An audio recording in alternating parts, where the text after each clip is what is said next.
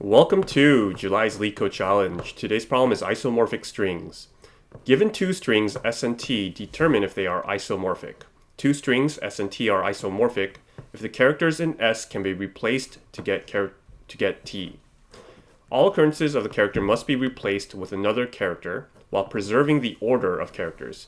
No two characters may map to the same character, but a character may map to itself. It's very confusingly worded, but what we mean here is, can we have two strings and map each one of these to the other one, and it's going to form the same thing. So here it's like E, G, G. If we mapped E to A and G to D, we could form T using like A, D, D, right?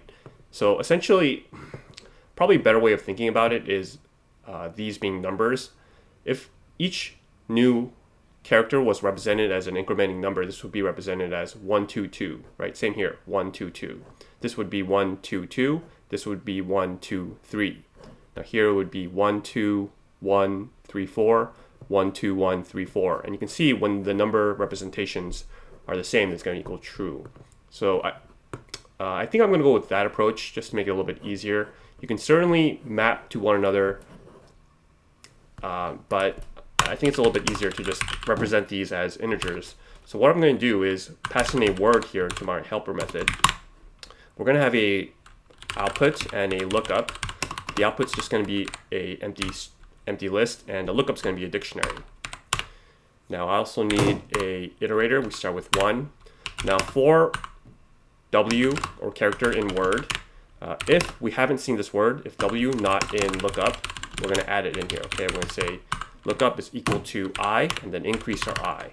Now otherwise, we want to add to our, or not otherwise, after that we want to append to our output whatever this is represented by, what number. And we'll just return this output. So all that remains is just to check to see if these two are the same. So we can say helper S, does it equal helper T? And if it equals one another, that means they're isomorphic. So let's see if this works. Looks like it's working. And there we go, accepted. So time complexity is going to be O of n, but we do use O of n memory because of our lookup and output here. There's certainly variations of this to optimize it. You can figure out some ways to do it in one pass. But I don't ever like overcomplicating these. I think it's better to keep it simple and some understandable. So, all right, thanks for watching my channel. Remember, do not trust me. I know nothing.